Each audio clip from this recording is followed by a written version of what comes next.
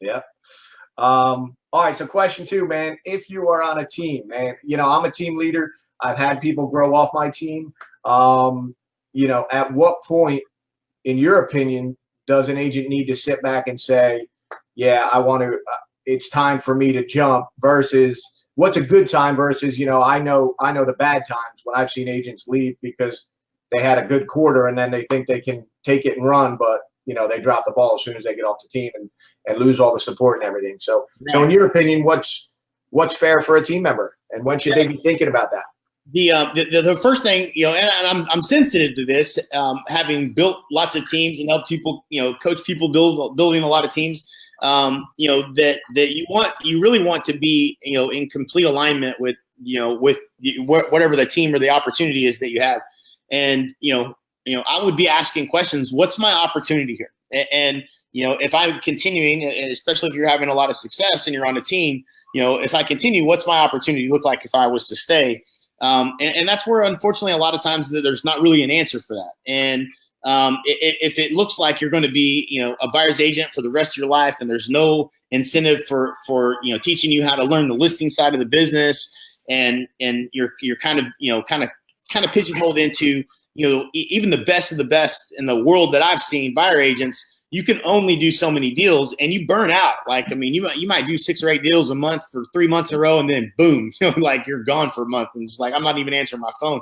So if you become really successful and just kind of doing the buy side, at some point, we all built our businesses, and I'm speaking to those of you who are on teams, we all built our businesses by focusing on the listing side of the business. And we got so busy with being successful on the listing side that, it created more buyer opportunities than we had time to go show houses and help all of the buyers that we were attracting through all the listings we were taking. I think for the most part, that's more or less the business model, as you build a team.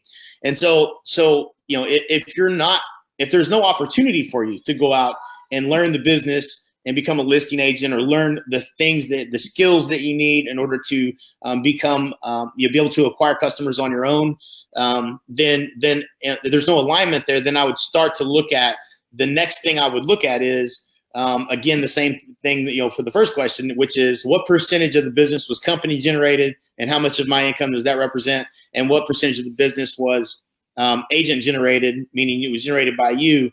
And then look at, you got to take everything into consideration, because, I've had more people that have left, my teams or left teams in the past prematurely, in some cases where you don't realize how much of the support and the systems and how much of that time that you were spent actually prospecting and working with clients, that it robs you of when you try to go out on your own. And so, we a lot of times just do the math that, if you're on a team and you're like, well, okay, I did 3 deals this month and I made, whatever the number is, to say it was, I made $15,000 of $30,000. I could just go do a deal and a half and make the same amount of money. So why wouldn't I just go do that, right? It seems real simple math, right? But it's not real simple math. The amount of time, effort, and energy to create the marketing and buy the technology and the systems and processes and all of the things that it takes for you to be able to just do what I kind of call that the hands and mouth, which is what we've kind of leveraged with our teams is, the dentist makes their money when their hands are in your mouth. And so, that's their business model. You go into the dentist's office, they're not following up and scheduling appointments, and they're not cleaning the tools. And at the end of the day, they're not coming in and doing the setup and all of those things. And primarily as an agent on a team, you're probably doing more hands and mouth activity, the higher dollar productive activity where you're face to face with clients all day, or you should be following up with those potential customers. There's a transition there where you're learning new skills that you didn't know you had to learn, that you got to be careful of, I think, and just be aware of, and kind of know that you're making a transition into going the business, on your own. And if you're acquiring customers on your own, and if that number, in my opinion, is 50% of your business came from business you brought to the table, then, you already know that you're probably leaving. It's just a matter of kind of making that decision and making sure you're kind of aligned with someone to help you be successful. I think so. I don't know if that that's how I see it, anyways, Matt. I don't know you might have some feedback. What are your thoughts?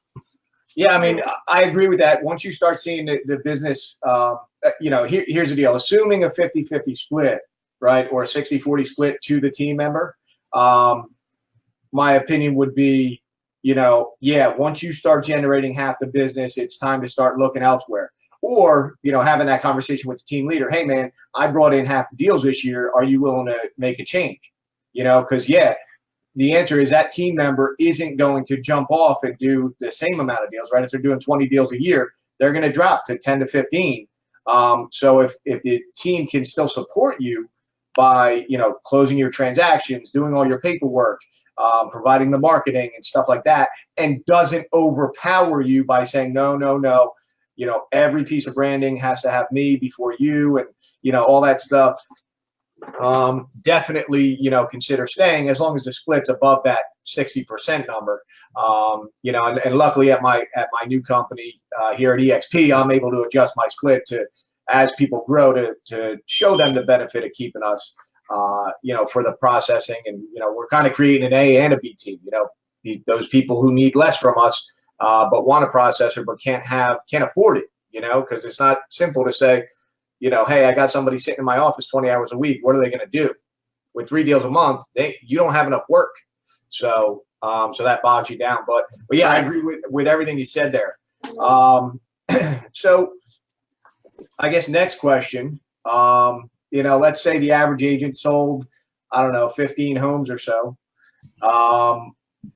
I guess